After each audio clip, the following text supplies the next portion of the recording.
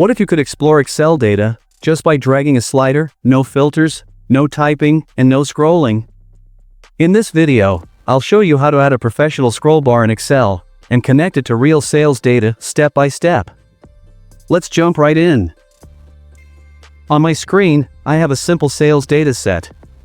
Inside the table, I've created a summary section where I want Excel to dynamically show sales values as I move a scroll bar. First, enable the Developer tab. Right-click anywhere on the ribbon. Click Customize the ribbon. On the right side, check Developer and click OK. Now you'll see the Developer tab at the top. Now, insert the scroll bar form control.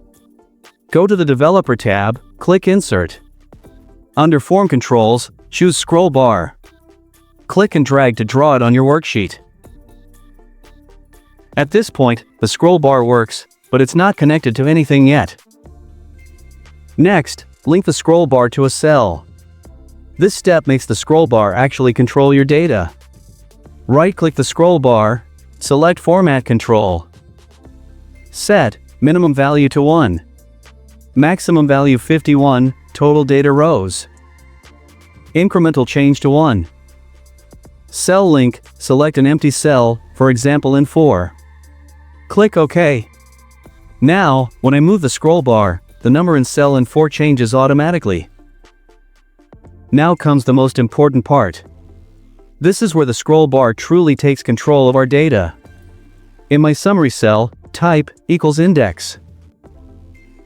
This function simply tells Excel, go to a specific position in a list, and return the value from that position. First, select the Employee ID column. This range starts from row 2, where the data begins, and goes down to row 51, which is the last record in my dataset. Press F4 twice to lock only the last row. Because when we drag this formula to the right across other columns, Excel always stops at row 51, no matter where the formula is copied. Next, select cell in 4, and make it absolute by pressing F4. This cell is linked directly to the scroll bar. Every time I move the scroll bar, the number in N4 changes. That number represents the row position. An index uses that number to decide which record to display. So this formula is simply saying, show me the record that matches the scroll bar position. Now press Enter, drag the formula to the right for the other columns. Then drag it down if needed. Ignore all errors. Now watch this. As I move the scroll bar, the data updates instantly. No typing, no filters, no dropdowns.